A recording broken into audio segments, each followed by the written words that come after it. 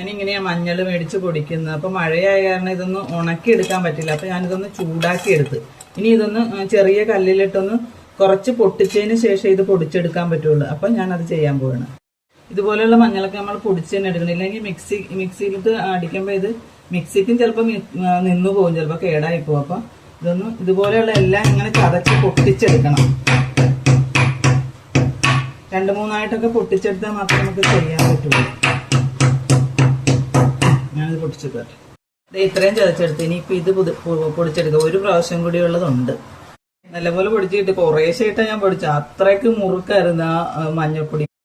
ആ മഞ്ഞളിന് അത്രയും മുറുക്കായിരുന്നു. ഇങ്ങനെ നമ്മൾ മഞ്ഞൾ പൊടിച്ചെടുത്താൽ നമുക്ക് അതുകൊണ്ട് നല്ല ഗുണങ്ങൾ മാത്രമേ ഉണ്ടാവുള്ളൂ. ഞാൻ സാധാരണ ഞങ്ങൾക്ക് കൃഷി ഉണ്ടായിരുന്നതാണ്. ഈ വർഷം മഞ്ഞൾ അധികമൊന്നും ഇല്ലാന്ന് കാരണം അത് പിന്നെ വിത്തിന് തന്നെ അങ്ങ് ഇട്ട്, അത് കാരണം മഞ്ഞൾ മേടിച്ച് പൊടിച്ചെടുത്തതാണ് ഇപ്പോൾ ഈ കണ്ടത്. ഇത് നല്ല ചൂടിലിരിക്കുക. അതിപ്പോൾ ഒന്ന് തണുത്ത് കഴിയുമ്പോൾ നമുക്ക് ടിന്നിനകത്തിട്ട് അടച്ചു വെക്കാം. വർഷങ്ങളായിട്ട് മഞ്ഞപ്പൊടിയൊന്നും മേടിക്കാത്ത വെച്ചാൽ മഞ്ഞപ്പൊടിയിലൊക്കെ നിറച്ച് മാലിന്യങ്ങൾ തന്നെയാണ്. അതിനകത്ത് മായം ചേർന്നത് തന്നെയാണ് ഈ സാധാരണ നമ്മൾ മേടിക്കുന്ന മഞ്ഞൾപ്പൊടിക്ക്. അതുകൊണ്ട് നമ്മൾ സ്വന്തമായി ചെയ്തെടുത്താൽ നമ്മുടെ ആരോഗ്യത്തിന് ഏറ്റവും നല്ലതാണ്. അപ്പോൾ ഇന്നത്തെ വിശേഷം ഇതാണ്. അപ്പോൾ അടുത്ത വീഡിയോ ആയിട്ട് വരാം.